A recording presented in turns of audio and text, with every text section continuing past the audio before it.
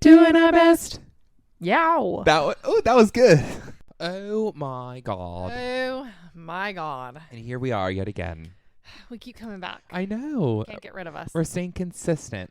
Episode 4. I know I said it last time, but I am really proud of us. And I'm very thankful for if you're watching this. Yes. Period. If it's your first episode, if it's your 4th episode. I'm just grateful that you're here. We're so happy you're here. Yes. How are you? I'm good. How are you? I'm good. Good. Yeah. Yeah. I'm hanging in there. I feel that. I'm hanging in there. I feel that. Yeah. Yeah. Today feels like a weird Sunday Scaries kind of day. Yes. Even though we don't have like a traditional job. We don't have a traditional job, but I have a busy week, I feel like, coming up. No, it's going to be a busy Like week. there's a lot to do. There is a lot to do. It just like feels Sunday I'm getting scary. more of a traditional job with every passing with every day. It's exactly what we would try to avoid. Like everything is work. Ugh. Everything is work. How do you feel post? Congratulations on Chaos. Thank you. How do you feel post release? I feel really good. It feels great. So if you don't know, my song Chaos came out on Friday. So like a couple of days ago. And it's been playlisted on Apple Music, new in Americana, which we're very, very happy about. Very exciting. Streaming has been good. Yeah. You know, it's my first release in like a while. Posting has been good. You know, we're getting into a rhythm. We're getting into a rhythm. I posted a video like 15 minutes before this situation, and it was doing well. I'm very excited to check it after this podcast I didn't even see. Well, I posted 2 videos. Okay. One of them got a comment that I did not like. Oh no.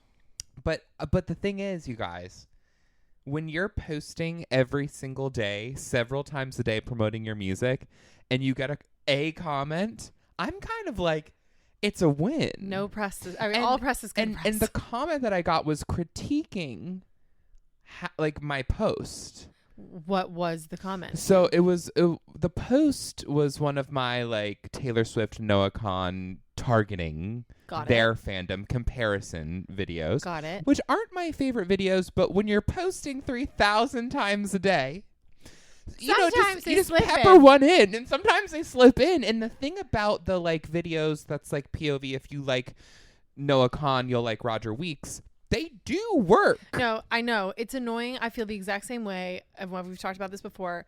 It is annoying to use as a tactic because you don't want to minimize your own project by leeching onto somebody else's. No. But it does help target the algorithm for people who actually search for those artists. If you like Noah Khan, you will probably like my project. Rings, yes. So someone posted, like, this is an amazing song. So glad I found it. FYI, like comparing yourself to other artists who are already masters at their craft will automatically make your music in our ears not as good as theirs, was the comment. Interesting. And I was like, I responded and I said, thank you so much for your input. I was like, I post several times a day. This is one of, like, I'm like, many of my pillars. Let's not take this video too seriously. Like, and at the end of her comment, she was like, I don't want you to shoot yourself in the foot, is what she said. And I was like, let's not take this video too seriously. It's one video. I post about 100 videos a day, you guys. But by the way, how I took it is, hey, she found my song. She left a comment on, she felt emotionally involved with my video to post a comment. To me, the video kind of worked. And also, it came across her algorithm, obviously, probably because she likes those artists. Right. And so she wouldn't have found it before. And it's like, I don't disagree with everything she's saying. Agreed. And she also compliment sandwiched it, kind of. Right. She said, so I love the song. she did a really good job at making me not mad at her. No, totally. But I was just like, in the matrix of the internet, I was kind of giggling. Yeah. Because, what she didn't realize was that, she found my song. She was engaging with my content. She was thinking I'm in her head. Yeah. Because we're just trying to get y'all to care. Also, honestly, about our music. We're trying every single day when we post. We're just we just want someone to care enough to, dive into our world. Because all of you are busy. You are so busy, and that's okay. So are we. We have so much going on in our lives. So for you to open up your heart to our music and our art, Like, that's what we're trying to accomplish, even if it's one person a day. Absolutely. And so the irony in her comment was that, like, it worked. And my first instinct was like, I'm going to archive this video. And then I was like, no. Nah. Also, there's the things that, people online say because they're keyboard warriors and they have, the anonymity at their disposal. Yeah. The masters of their craft. She has no clue who worked on this song. You, also master of your craft, with people who are masters of their craft. Yeah. Brian? Yeah, Simmel. Yes, the man who mixed the track. Brian, the man who adds strings to the track. Well, not in this one, but he does strings on my other songs. And Simmel's brother, Brian. Yep. Everyone who touched the song is a master of their The man who craft. mastered it, Connor. Like, very incredibly masterful. I would say that people. She's wrong about that. Well, and also, it's like what we're trying to do when we're posting, promoting our music. We're trying to serve our song on a silver platter to somebody scrolling on their phone. And then once it reaches them, once it reaches their ears, and it's something about the song motivates them enough to like the video or then to head over to Spotify and save it. It is their decision once they listen to it if they like it. Yep. If it measures up to a Noah or Taylor song. Right. And that's none of my business. None of our business. But if also not the goal. But if it's good enough, which my music is, for some people it will resonate. 100%. So I was just kind of like, okay. Also, the goal isn't to be Noah Kahan or to be Gracie Abrams. It is to show people who are fans of theirs that if they like that kind of music, that they might also like yours. Totally. So it's not like you're trying to sound like them and that they are more masters of their craft just because they are more famous. Right. And that art is subjective. So you also can't say these people are more masters just because you know who they are. Right. And I also think in today's day and age of overcrowded social media, everyone being bombarded with everyone, because everyone's posting. Yeah, it's so much content. I used to get comments that were negative or maybe like not the comments that you aim for, and I would just freak out, and I had really thin skin, and I would archive the video. Now I'm like, keep it coming. Agreed. Just keep it coming, like let them. I don't want to get canceled for anything. Of course, because I'm also like a good person, so I won't get canceled. No, knock on wood. I don't think I don't know. That's my worst fear, as you can tell right now, as I'm freaking out about it. It's not. But you just posted your song, right? I'm like, talk about it, please. You don't like how I'm promoting it? Great. I have to promote this song in crazy ways online because of this world we live in. Yeah. So also, if you don't like the way I'm promoting it and yet you're engaging with it, I don't know how to. It kind of all serves I don't know what to you. say. It doesn't really matter. They don't have to like it. Yes. It's boosting the post. So then I posted something like 30 minutes after, and the line in my song is, the world might be ending and I want to be there for you. And so I've been doing this edit to my song where it's like, I quote the lyrics and I'm like, the world might be ending and I want to be there for Belmont Camelli or So this one I was like, the world might be ending and I want to be there for Francois Arnault. Yeah. And then I was like, I checked my phone. I was like, I was no, like, yay! I was like, I'm a heated rivalry girlies in the chat. Every single time we speak about heated rivalry, specifically Francois, we get the heated rivalry fandom, and which is perfect because it's totally our bread and butter. I know there are girls, and we are one of them. Yeah. And so it works perfectly. It's very aligned. Yes. It's very authentic to us. Yes. But it is so funny. The stark contrast of a clip that we post that's just about any old thing we talked about, and then the next clip is a heated rivalry clip. That one's going viral. No. Well, and then I have a video that's doing well, not going viral, but I wrote a song in the middle of the night called Scott Hunter. Right. Yes, and the hook is like, you'll never be my Scott Hunter. And it's just like the lyrics are basically like, you'll never be brave enough to be my Scott Hunter. Because the way Scott Hunter like walked into like the light and came out of the closet. If you haven't watched the show, I'm sorry for the spoiler, but where have you been? Where have you been? My God. But that's doing well, that video. And I was like, wait, maybe I'm going to finish that song. That could be funny to have a song called Scott Hunter. It just inspires me. I was just going to say, even a song. I'm in love with him. I'm just inspired. Francois is like, that's a guy from the coffee shop. He's talking a lot about me. This guy. I'm totally like blocked or something. We're put on a list. Yeah, we're like on like the weirdo list. We are not to be allowed near 30 feet. 30 feet. Of him. No. And I wasn't 30 feet of him, as we all know. Yeah, as we know. Famously, as we know now. I handled it well. You did. You handled it great. You did a wonderful job. Yes. So long story short, I'm showing up every single day, and I'm promoting my music. As we have to. And so when you do that, you just are like, it's going well. Yep, because like I'm just doing my best. I mean, and when you're doing your best, let me say that again. When you are doing your best, no worries. All good. All good. Like no worries. No, truly, if you're doing your best, that's awesome. Just chill, you know. It always works out. Yeah. Eventually, it's all fine. It's fine. It's always gonna be fine. And it's gonna calm down when I do my best. Yeah. Because it's all you can control. That's all I can do. And then why freak out about anything else? If we're doing our best, it's truly fine. Yeah. Yeah. Mm-hmm. So hi. Anyway, let's talk about you. Oh, please. I'm good. I'm doing great. Good. What's new with me? I don't know. Time is sort of flying and blurring. Can you talk about Friday? What do I the session you had? Oh. Where was I? Yeah, I can talk about Friday. That was a fun day. That was a fun day. I had a great kooky day. It was a kooky day. I had a session on Friday that almost got canceled, then was back on, found a new producer. And it was for a pitch for an artist. I hope they take it. I guess I won't say the name of the artist. We hope that they like it and take it. If not, it will be good for somebody else. Yeah, and they're gay and pop.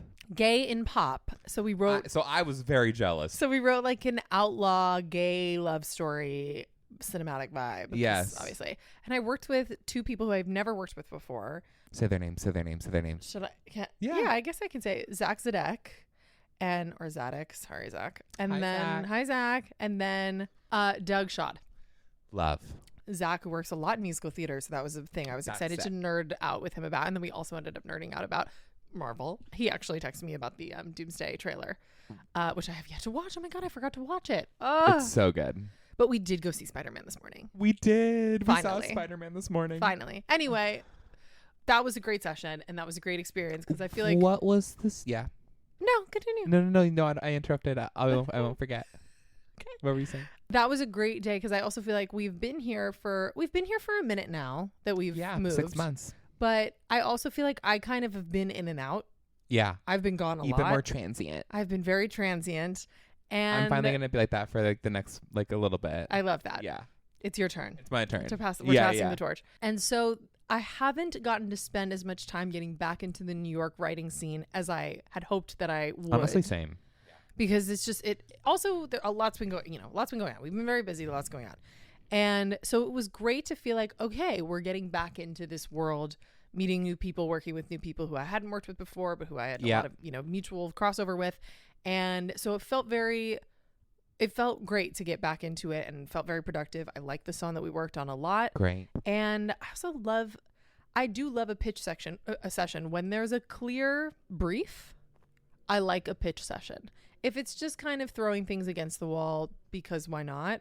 I don't always love it if we feel a little bit aimless or directionless. Right. But because we had a pretty clear direction and we knew the artist that it was for. So in the brief, were they like, we want it to be about something, or it was just... They didn't give any... We want it to sound like this. It was just the sound. They wanted it to sound very singer-songwriter, folky, but still pop, sensibilities. Like... Literally. I told you right after. I was like, we wrote a song that could have been a Roger Week song. And I think that I think we achieved the sound, and And it's a love story, which I feel like is just got always the universal appeal. And we really tried to get into the, you know, character of it. So I think that there's a lot of, it's interesting. It's fun. It's a great song that we just kept saying. We would go back to being like, I can hear the stadium singing this back to them. Like that's what we wanted to accomplish, of like, you know, when people get the euphoric moment of getting to scream something in a stadium or an arena back at the artist when they, you know, hold out the microphone for the my dream proverbial crowd. Happens. Yeah. And it will. Oh my God. It's going to happen in literally a month. In 2 months. But you know what I mean. Yes. Yeah. And so that we kind of kept coming back to wanting the song to feel like that. 2 months. Yeah. Oh my God. It's going to be here before we know it. Yeah. Well, yeah. 2 months is plenty of time. Yeah. So it was that kind of song. And that was really fun to work on. Because I don't write a lot of stuff like that for me. Obviously, we work on stuff like that for you. But I love sometimes just being the writer in the room sometimes is so fun. I didn't even end up having to sing the demo vocal. I was That's awesome. crushed. I was cruising. So what was the studio vibe? The studio vibe was it was in Williamsburg. Doug has had this studio for 9 years. Wow. Yeah. And it's a unsuspecting building. You get up and he's got a billion guitars and piano. He's got an upright. Does he play guitar? He plays like everything, and such a talented instrumentalist. And it was felt very Nashville style in the way we were writing, and also obviously in the sound that we were going for, because it was Zach had a guitar here, Doug had a guitar here, both acoustics going back and forth, and so it was kind of jam sesh with then all of us together writing and coming up with stuff. But it was really fun. We listened to a bunch of songs. We chatted for a long time. We got food. It was a great vibe. We ordered from Dig In, which I love. Okay. I ordered from there recently. Of course. It's a very popular place to order from in the city, if you don't know. And I got their spicy salmon bowl. Love. It was lovely. Love. And Zach also got a salmon bowl. And Doug was like, I'm going to eat at home. And Zach was like, should I get the salmon or the chicken? And I was like, listen, I'm doing the spicy salmon bowl. I cannot tell you what you want, but it's like, you get chicken anywhere. Like, their salmon's pretty good. Right. I like their salmon bowl. And we're talking about something 15, 20 minutes later. I don't know. And he just looks at me. He was off, kind of thinking about something, writing this. We're focusing on the song. And he just goes, hey, I want to thank you for steering me in the direction of the salmon. It is what I want, and I would have been sad if I didn't get it. Oh my God. I was like, you are welcome. I need to meet this person. They were lovely. We had a great time. They were wonderful. We had a great time. Yeah. He followed me on Instagram. Zach did? Yeah. Oh, that's sweet. Well, we talked about your music a lot. Oh, that was so I told them about the chaos. I told them about the chaos and chaos. I told them about chaos and the chaos. Okay. And our whole little life that we've, our situation that we've formed in this past year. Yeah. And so that's so sweet. I know. I really like those guys. They were good guys. And just fun to work with people that you've never worked with before and have it go well. Because obviously you never know what the vibe is going to be like in a session. It's always a risk. It's always kind of a... like, what's the vibe? But it was immediately chill. And I think we wrote a great song. So hopefully... I can't wait to hear it. I haven't heard a demo. I don't even have a demo yet.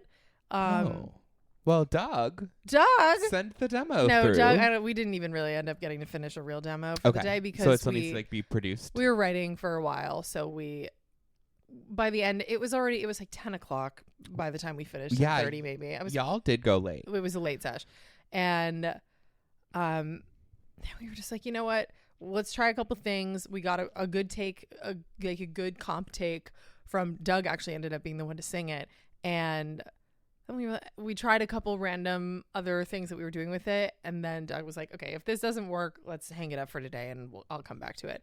But that way we at least got all the vocals in and all the lyrics in and everything. But it sounded great. I think it's going to come together well. I trust. Amazing. And I trust Doug with it for the rest. Wholeheartedly and for the rest of its journey. And he sang on it. And he sang on it. No, he was working hard that day. He was working overtime that day. Doug! What a workhorse. I know. Yeah. I know. Well, because it was it's for a male artist that we were pitching it to. So Benson Boone. He did come up in the conversation, but it's not for Benson Boone. I didn't say anything. No, and we love you, Benson. We love you, Benson. Yes. If you want it, it's yours. I want to write for you. It doesn't always work like this, but I feel like oftentimes if you're pitching a song and it's intended for a male artist, like that's what the brief was for, they will oftentimes, the A&R won't even send it if it's not a male demo vocal. Right. Because it's harder for the artist to envision themselves singing it if it's wrong. a female.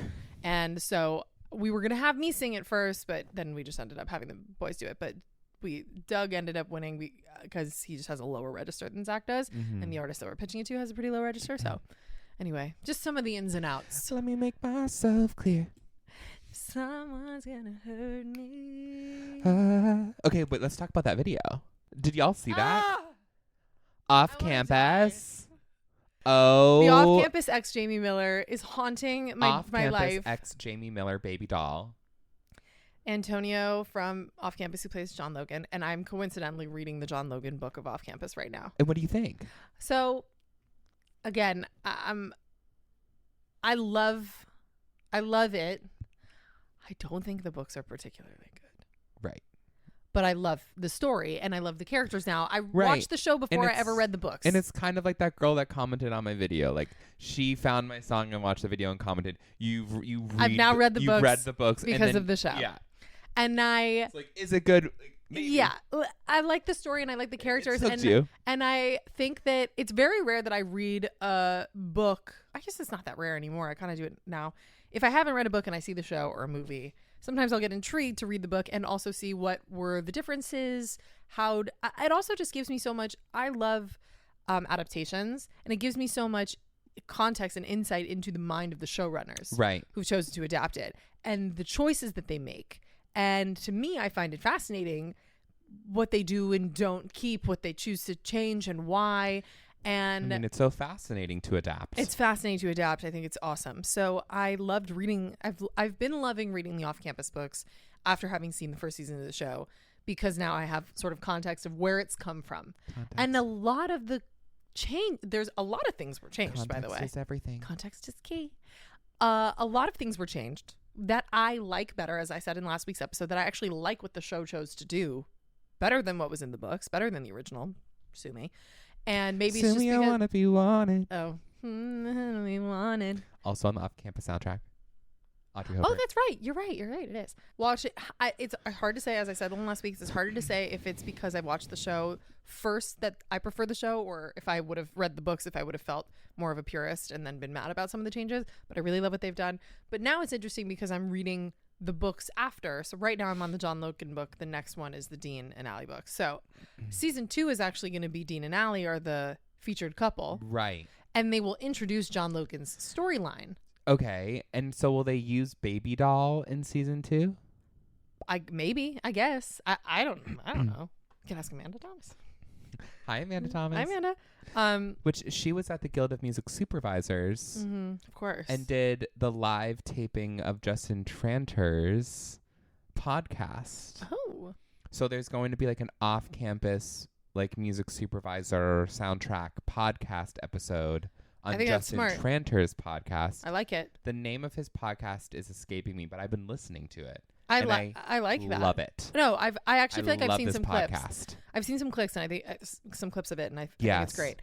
I mean, and Justin is an OG icon in our clearly industry. So loved by his collaborators. By his peers, yeah, for sure, definitely. Anyway, it's just been interesting to read the books. I do like them. They've done the show differently, obviously, where they make it more of an ensemble show. So you're getting some of the story of the other characters, even though in the books, they're not as big a deal. Right. Like in the books, they mention that Dean is there and they mention that John Logan is there, but they are so not integral to the plot. Okay. And in the show, they are more integral to the plot, even from the jump. Right. They're even so in season integral. 1. Even from season 1, even when it's Garrett and Hannah, John's, sibling and about his mom and all these things, which don't happen in the book. None of those things are true in the book. So that's crazy. It's been interesting getting some of the backstory, but now I know I'm almost done with his books, and then I'll move on to Dean and Allie's, but I'm getting a lot of insight into the off-campus world. Yeah. And I've got a lot of inspiration for us to write about. Which is really why I'm so I was excited. In the first place. Excited. I want to write music just like inspired by them, just for fun. Me too. Yeah. I'm loving it. I've already started kind of tooling around with some songs that have been loosely inspired by just the stories, the love stories in them, and and the characters in them. And I think it's so fun sometimes to have. I love writing about my own life, obviously, as a way to just, as we have spoken countless times about, and even on this podcast, about our way of processing our own life and our own experiences. And sometimes it's really also healthy and fun and inspiring to get outside of writing about our own stuff. Yeah. And write about stuff that's made up. Yeah. Or it's inspired by people we don't know, or that we do know that we're not involved with. Right. And it's kind of a fun exercise, because it's a challenge to put yourself in another perspective. Yeah. And it's like good to get out of your own head. And just to write stories and like be creative. Yeah, we're storytellers after all. I feel like most of my songs actually aren't really real. About you. Interesting. Ooh. No, that's like not a bad thing at all. Some of them are. Yeah. But like a lot of them, I would say like I get inspired by something and I'll be thinking of someone, but then it like turns into. Totally. I mean, my EP before my album was a lot of that. My EP before my album, I would say, is very little about anyone in particular. Right. It's kind of an amalgamation of all of these experiences that have sort of then turned into a fictional version of the experiences. Yeah.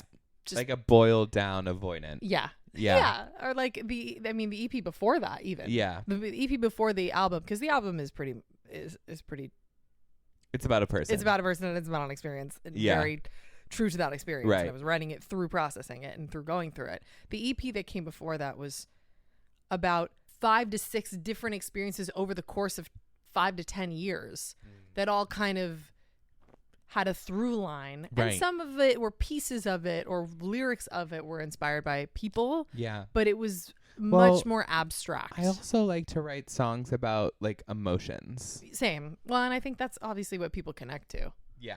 So it's like I have a song for like how I feel when I'm breaking up or broken up by someone that I really like. Yeah. Which has happened a couple of times. Right. And so, but it's like. But you wrote from the perspective of the feeling. The feeling. Not the experience. Yes. Which is also true to you and how you experience life. Yeah. As a way to process it. Totally. So it just all comes from a different perspective. Yeah. I love it. Oh, God, writing songs are so fun. I know. Creating music, creating art. I know. I'm so glad we get to do it. I love creating art. It's so cool. It's the coolest thing in the world. Yeah. It's magic. I know we say it all the time. It is. I think music is the closest thing to magic. Yep. I know. We said that. Well, we did on our first episode. Let's do it again. Do it again. Recycle. Consistency is key. That's what they say. Keep posting the things that work. Post the things that work. Yep. And then keep reposting them and say the same thing. And I mean, I hope to God when I check my phone, the Francois Arnault TikTok is viral. So I just have to keep posting that. Because that would be so great for my mental health. Inspiration. Yeah. He'll pop back up in the chat. I'm no doubt he's on that internet. Just like really doing me a solid. Yeah, come on, Francois. Francois. That video was funny. I like that clip. That's one of my favorite clips we've had. Me too. And people really reacted to that one. Yeah, that was like our first or second. Like it was those 2 clips that I feel like were viral. A moment for us. Yeah, they were definitely a moment. In pod history. It was definitely a landmark moment. And it's early. It's early, and I also feel like this is going to be a good episode. I just like have a really good feeling. Good? Yeah. You feel good about it? Should we talk about Spider-Man now since we kind of touched on it? Before we talk about Spider-Man, I have one thing to say.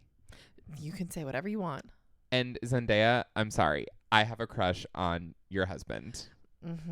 Tom Holland. I have a crush on him, and it's like new for me, and I'm so excited and giddy, and I actually kind of like want to go back to see the movie, not because I liked it better than the one that I liked, No Way Home. No Way Home is, I agree, that's my favorite of his. But because the shots of Tom, I was into it. He looked hot as hell in this film. Handsome. I don't want to say he's hot. He's handsome. Yeah, he's both. And he's also hot. And like I have a crush on him right now, and it feels good. Like it feels good to have a crush. Like I love it. You know how I feel about a crush. Like, I love a crush, and I just want him to hug me. I love a crush. I think he's feeling. Yeah, of course. I think he's spectacularly talented. Sue me. And Sue me. I want to be wanted. Sue me. We love Tom Holland. I mean, oh my God, Sue me. I think he's spectacularly talented, and he looks phenomenal in this movie. He looks just like just putting it out there. I also love his hair. I think he has great, I love and I think he has great style. Like, you know, it reminds me of kind of like the late 90s, early 2000s style. Yeah. Can I tell you something that I hope it doesn't ruin it? What? In the movie? He loses his hair? It is a wig. Really? Yeah. I mean, his hair does look like that, but that he does have like a spider. Wow. The character has a wig. Tom Holland is wearing a wig in Spider-Man. Did y'all know? I didn't know. I believe that's true. God, I hope I'm not spreading a rumor, but I believe that is true. Wow. I mean, it does. His hair looks perfect throughout. It looks perfect. It looks phenomenal. Yeah. Like, I was like, damn. I know. I think also a lot of times in movies, people are wearing wigs because they also have to keep a level of consistency. And if they're filming over the course of X amount of months, and obviously you can keep getting haircuts to just make it match as much as possible. Right. But when consistency is a huge part of every shot, when it's, you know, this movie takes place over what, like a week? Yeah. It's not a long amount of time, but they filmed it over, I'm sure, months. What was the film called again? This was Brand New Day. Brand New Day. This was Spider-Man Brand New Day. Okay, Brand New Day. I think. Right? No Way Home. And then the one before that was... Oh, wait, hang on. Is Brand New Day the first one? Oh, God. No. Homecoming. And then it's Far From Home. That makes more sense. Homecoming, Far From Home, No Way Home, Brand New Day. Okay. So this was the fourth. I don't remember the first two, but the first one is the one where he has fell asleep. You fell asleep. He has just finished joining the Avengers. That I remember. Because he is introduced, Tom Holland's Spider-Man is introduced to the Marvel Universe. I do remember that. Through Avengers for the first time. Yeah. Like Spider-Man Homecoming is not his first time that we meet him as Spider-Man. It's in Avengers. So it's after the Avengers have saved New York. And that's when we meet him. And it's him when he has a crush on Laura Harrier. Before he and Zendaya have a crush on each other. He wants more action. Mm-hmm. And Tony Stark is like gives him an upgraded suit. Is when he introduces Happy as like his kind of caretaker. Happy develops a huge crush on Aunt May. Mm-hmm. It's when Aunt May finds out that he's Spider-Man. It's when Ned finds out he's Spider-Man because Ned is sitting in his room when he gets home and he's in the Spider-Man costume. Mm-hmm, mm-hmm. And then he goes to prom or something with Laura Harrier and finds out that her dad was the bad guy that he's been trying to fight. Right. And then he has to defeat her dad, and that's awkward. And then they end up moving and her dad's like in jail. Mm-hmm. And then the second one, you know, as happens, her having a villain as your dad, classic. Yeah. The second one is when he fights Mysterio. Right. Okay, I remember that. And they're on the school trip in Europe. Yeah, I love that. That was a great one. Yep. And then No Way Home. Is when we get the three Spider-Man. We get the multiverse. The multiverse of it all. No spoilers, but if you haven't seen it, it's been years. I mean, but that's when we get actually spoilers, don't you think? Oh yeah, spoilers. Because you get Tobey Maguire and you get Andrew Garfield. Sorry. Yeah, and it's just if you haven't seen it, sorry. Yeah, but it's when we break the multiverse because Spider-Man, the rights to Spider-Man, Sony had the rights to Spider-Man before Marvel ended up. I think I'm in school. Well, I don't want to make it real quick, but basically, no. I think it's good. Basically, because I don't know the details about it, but Sony had the rights to Spider-Man, which is why even though in the original Marvel comics Spider-Man is part of them, Sony got the rights to Spider-Man, which is why Tobey Maguire wasn't a Marvel movie. It was Sony. It's why Andrew Garfield, that wasn't Marvel. It was Sony. And so for the first time, when I guess Disney has Marvel and they've struck up a deal with Sony, as one does, like a co-production or whatever it is. And that was why Tom Holland was the first Spider-Man who was able to be a part of the Marvel universe, the greater Marvel universe that we already know that had, you know, Captain America and Thor and the Avengers and all that. And so then when we get to the third movie, Tom Holland's Spider-Man, and we've expanded into the multiverse. That's when we get which can be quite handy in bringing people back to life. It can be handy. Iron Man. And this, listen, if we're the Doomsday trailer just dropped, as we said, I haven't seen it yet, but the fact that Robert Downey Jr. is coming back, Steve Rogers is coming back, Chris Evans, and we already have a new Captain America, but he's back. So it's like, but he didn't technically die, I guess. So it's not like he died. He's just passed the torch because he was old. Right. So like in another universe, or if he can go back in time. And again, now that we have the multiverse. Can he like go back in time and then go through the multiverse? Like and then maybe. when he's younger. Maybe. At this point, now that we have the multiverse. Younger version, you know? Yeah. Like, because what's time? Exactly. Well, now that we have the multiverse we have the time stone. Kind of makes me wonder. And like, we have the what time is stone. Right. I don't know what's off limits. I'm off the comics, so honestly, I don't know where we go now. I don't know if you're familiar with soap operas like General Hospital, but like people come back to life all the time. Yes. That's what Marvel feels like to me. 100%. It's like a very fair assessment. Nothing's off the table. Nothing is off the table. If there's anything I'm learning about Marvel, that's true. That fact helped me like kind of get it more. You have to suspend a whole bunch of reality when watching these movies. You have to suspend logic in a way. You have to suspend logic, and yes, you do. That's exactly right. You have to suspend logic. You have to suspend reality, and then if you watch Doctor Strange's Multiverse of Madness, it also like dips even more into it. And Loki, where my dog is named after, and Loki, the show, which is spectacular, by the way. I've gotten a little off of the Marvel movies in the past several years because they've lost their luster of the original Marvel tone, I think. After Disney, or? No, not necessarily after Disney, because I think that it's like kind of like Thor Ragnarok kind of started it for me, where I was like, huh? And also, by the way, a lot of that stuff that happens does happen in the comics. So I can't even really fault Marvel or Disney for making these choices that I don't like, because I love the original cast so much. Right. That when they made these changes, I can't be mad, because a lot of it was in the original comics. Mm-hmm. So they're just doing what, Stan Lee had. And I just didn't like it, and I didn't like the way they were done. It felt like Marvel became cheap and kind of a joke for a while. Mm-hmm. A few of those movies were really bad and lost the original tone. The dialogue was so good. I mean, Iron Man, Captain America, the originals were so good. Then we got a little off of that. We got off the, I don't know, it got off the rails. Right.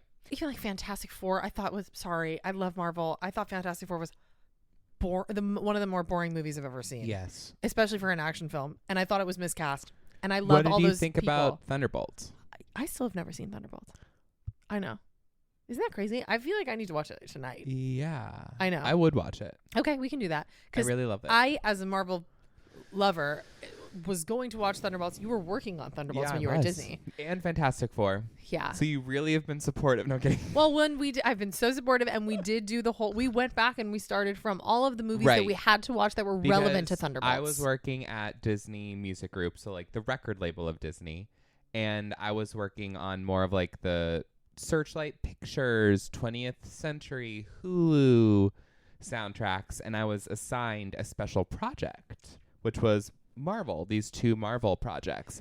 And so Roger told me about the Marvel. I was like, they're like, Roger, you're going to work on Thunderbolts and you're going to work on Fantastic Four.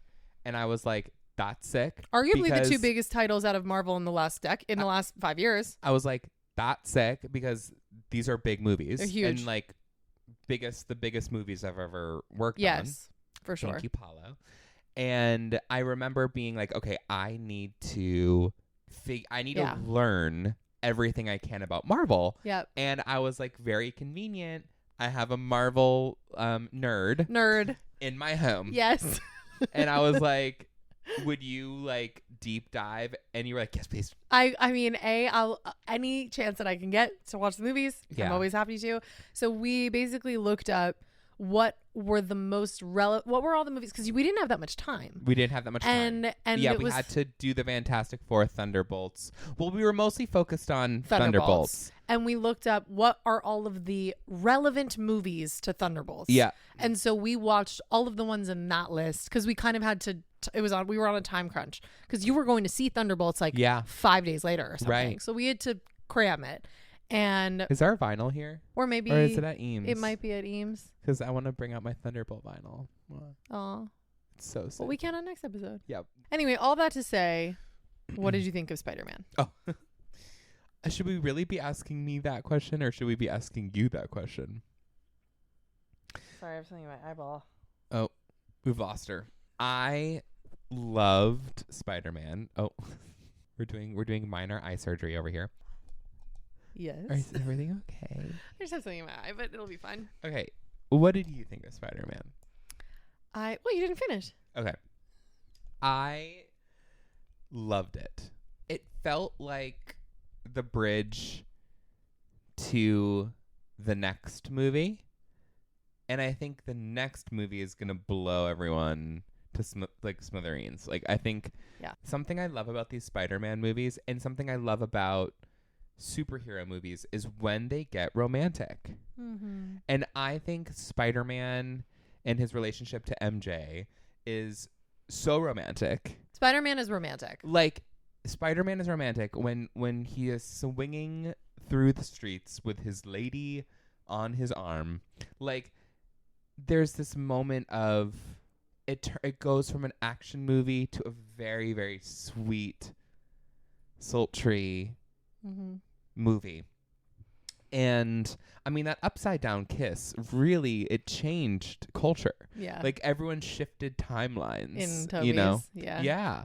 So it was teased. The romance was teased to us. Basically because poor Zendaya doesn't remember Spidey. She don't remember Poor him. MJ don't remember Spidey. She don't remember him. And I know we're going to get so much more of them too in the next film. They were really teasing us. And yes. You know, and I had thought that this was his last Spider-Man. And it can't I don't know why. I think that was a rumor that was widely going around because it can't be. But now, having seen the movie, there's no way it is. Or if they're not making another Spider-Man movie, which now I'm sure that they are, then he's obviously going to be in the next Avengers. He's going to be in Doomsday, I think. Yeah. Which comes out in December. Yeah. Oh, I'm ecstatic. Like, at the end, when, and spoiler. When MJ discovers the note that, you know, Peter wrote her. Yep. And he, long story short, is like, I love you, MJ. And she's like, I don't know who you are, buddy. So I don't love you too. But also, like, I can't get home. So can you take me home? And you're kind of like, eek, he was rejected. That sucks. Yeah. Like, and we know how much he loves her. Yeah. At the end, when she was like, you want to come up? And say hi to Ned. And then when he and Ned have the handshake. And Ned, it all comes back to him. And then she saw, like, them being best friends and how cute she thought that was. Yeah. And then when he, like, gets, like, called to duty and has to run out. And she's like, be safe. Yeah. Which is, yeah. He was like, I will. You're like, oh, they're fine. They're fine. Because even if she didn't remember him, they could. Iman's never spoken of again. Iman, one of my dearest friends in the world, is the boyfriend. He's MJ's boyfriend that Peter has to watch her make out with at this party. And can we all just like clap it up for Iman getting to kiss Zendaya? Oh my God. I mean, getting to kiss Zendaya, I just like getting to act opposite Zendaya. Like, you've made it, buddy. Just share the screen with Zendaya, and he was so good. And he was so good. Like, he's so affable. He's so good. That was a perfect role. It was perfectly. I mean, that's a dream. It's a dream role. And it's also a role that, like, you remember that in the film. Yes, because it's so important to the emotional turmoil that he goes through after that. Is like integral to the plot. He really sounds like a bad guy. He sounds like a bad boyfriend. I know. Yeah, sorry, Iman. Like, Iman. No one, then he's never heard from again. What did he call her, or what did he say again? Remember when what did he say that she's withholding? Yes, withholding. Yeah. I was like, that reminded me of my toxic ex. So immediately I was like, oh my God, get rid of him. Get rid of him. Be a Spidey. Yeah, I mean, because there's a hole in her memory and she knows something's off. I can tell. Yeah. She knows something's off. She's not on the right path. She knows something's off. She said, she's like, I just can't help the feeling that I'm supposed to be waiting for something. Mm-hmm. When it came to her work. Yeah. Remember, she didn't take that job. Yeah. That she got the offer. Right. She's like, I'm having the feeling that I'm supposed to be waiting for something. And I don't know if it's that she's supposed to be waiting for Peter, or if that there's something that's there's a disconnect, and she can tell. So she's gonna figure it out. Yeah. And she even says in the movie before, she says, find me, like, I'm gonna figure it out again. Right. Because she figured it out in the first time. God. Who it was. So at that scene. Yeah. When especially at the end, was it Ned? When he and Ned do the handshake. Him and Ned do the handshake, of course. I'm like, there's just so much to come. There is. Yeah, it can't be the end. But what I will also say about the film, the action is so well done. The action's really well done. And he's doing his stunts. And the fight scenes, the stunts. He's Tom doing Holland doing his stunts. It's amazing. Like, he can do it all, that Tom Holland. I saw some of the behind the scenes because I love nerdy shit like this. That they strapped a camera to his head, and he is doing some of those fight scenes with the samurai like fighters at the end. That was so sick. From his POV, true POV, because the camera is on his head. No. Isn't that crazy? So no, cool. I mean, I would die filming that movie. Love movie making. Oh, I would. Yeah. I would be broken. Broken. I love movie making. I want to make movies.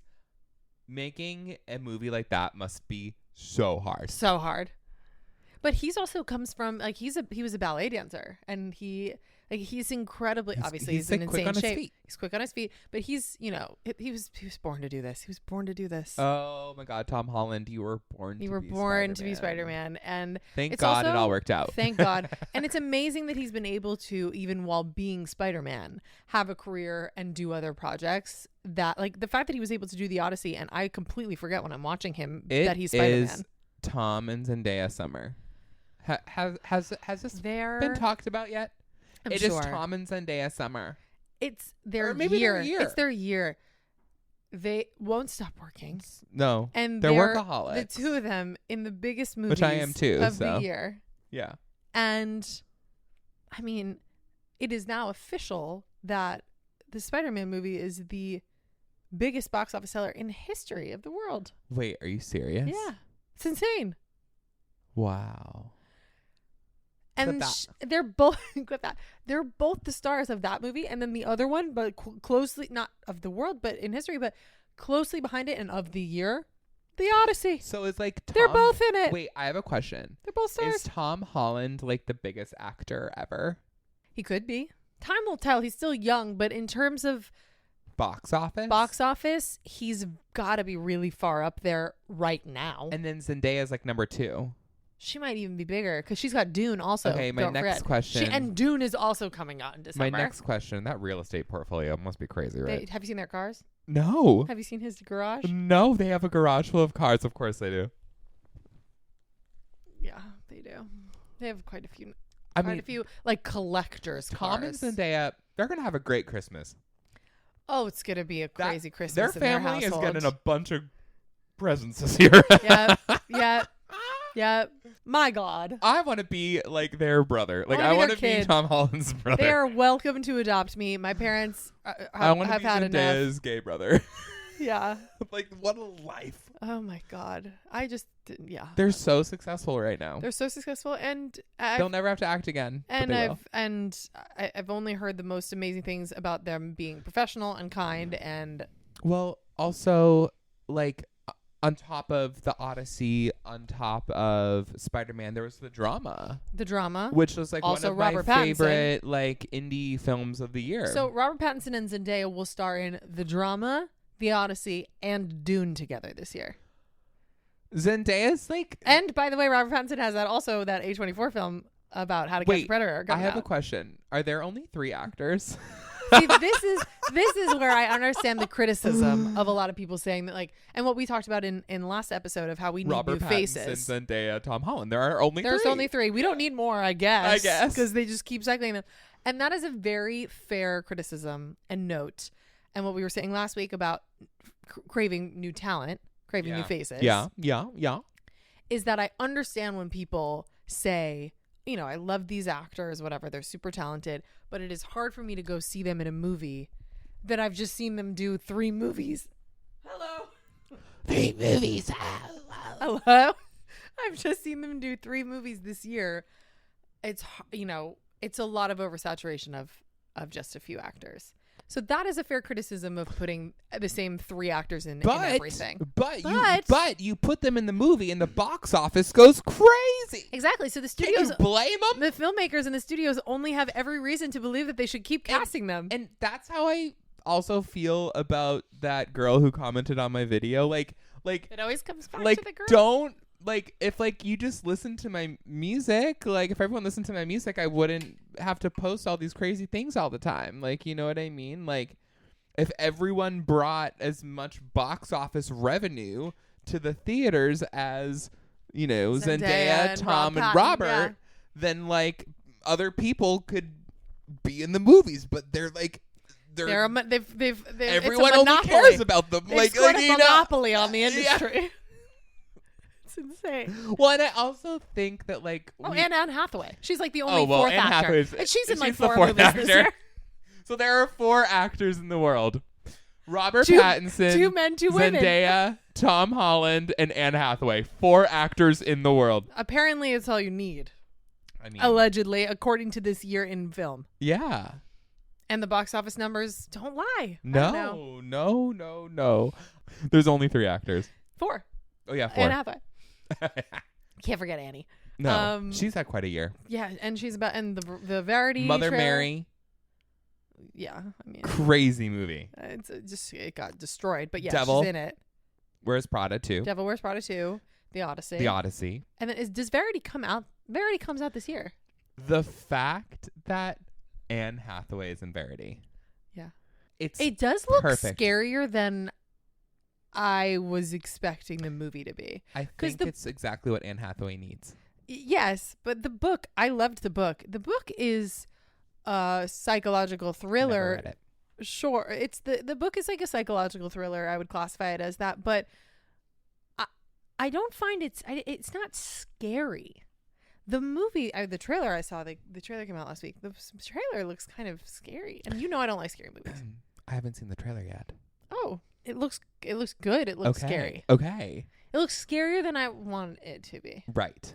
A la Gone Girl. But you know how Gone Girl wasn't scary? Yeah. Gone Girl has an amazing twist, but it's not. The movie isn't scary. This trailer makes it look like the movie is kind of scary. I feel like Anne Hathaway really liked making Mother Mary and liked being in a thriller horror. Yeah, I never saw Mother Mary because it looked too scary for me, and then I heard it was terrible. Okay, but the thing is, I don't think it was terrible. I think that it was weird. Yeah. And kooky. Yeah. And bizarre. It was but it wasn't bad. I heard some people say that they thought it was one of the worst movies they've seen in a long time. No. Look, it wasn't a fun watch. It wasn't fun watching the movie, and it wasn't. And it really, it doesn't feed you.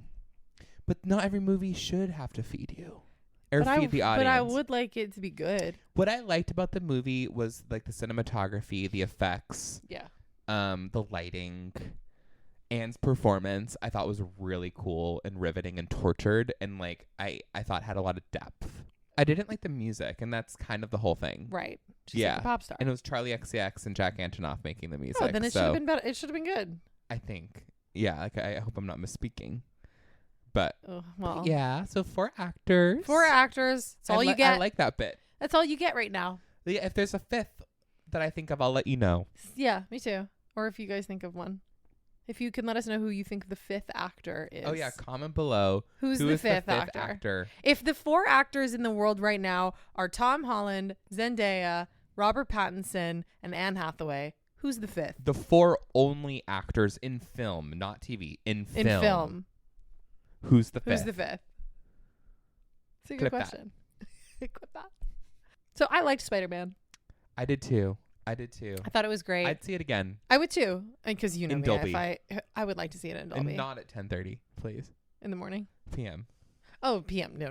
We went to a 9:45 a.m. digital screening. Yeah. Packed.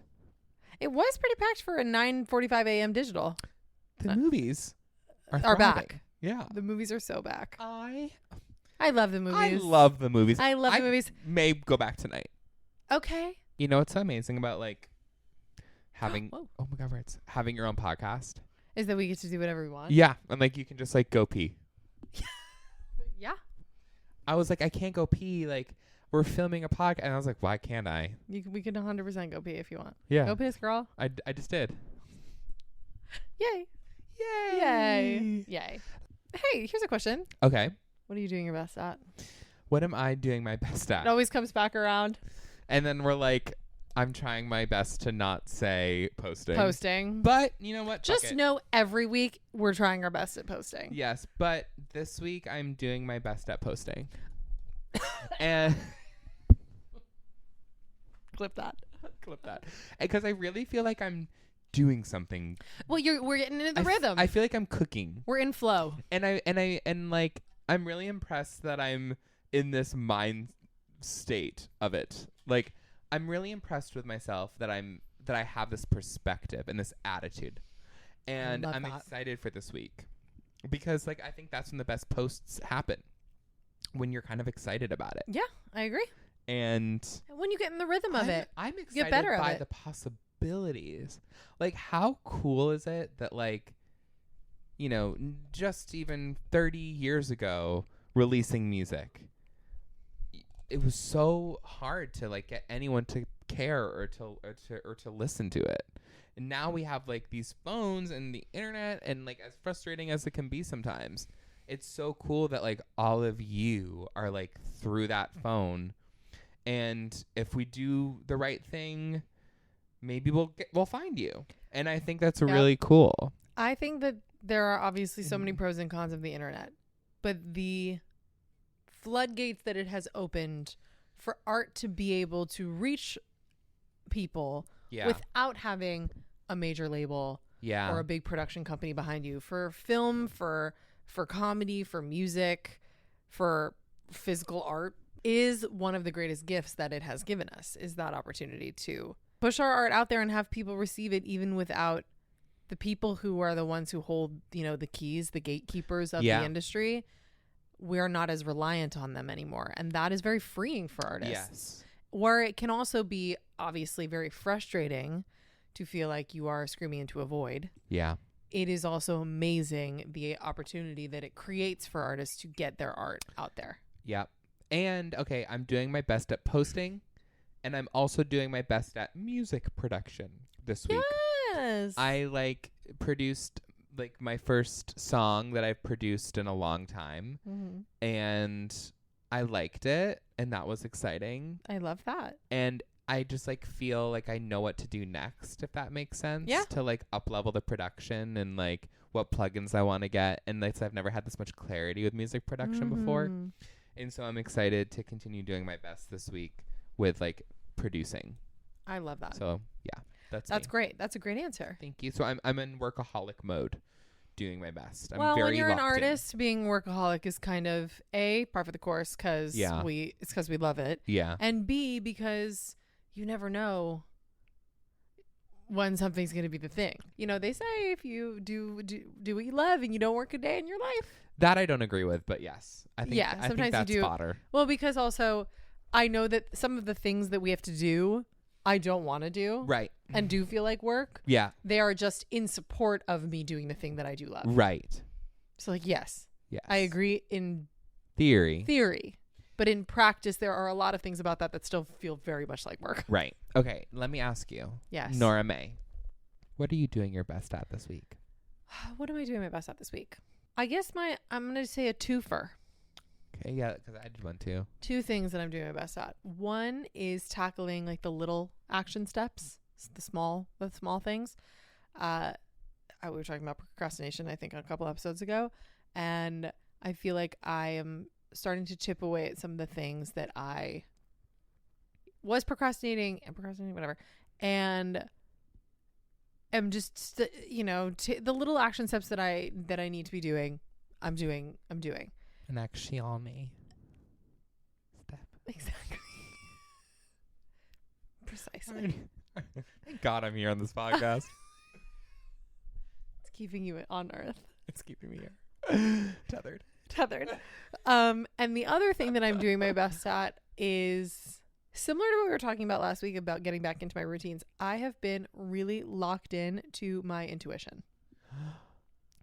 She has been firing on all cylinders. Intuition. She has just been firing on all cylinders, and I've been totally leaning into listening to myself, to my gut, my heart, and following that and allowing that to make me feel at peace and confident.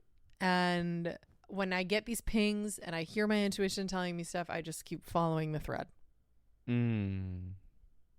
Not the thread. Not the thread. Oh, the thread. Oh, the thread. Don't get me started on the thread. Don't get me started on the thread. I was like, she said it. The thread. Ah!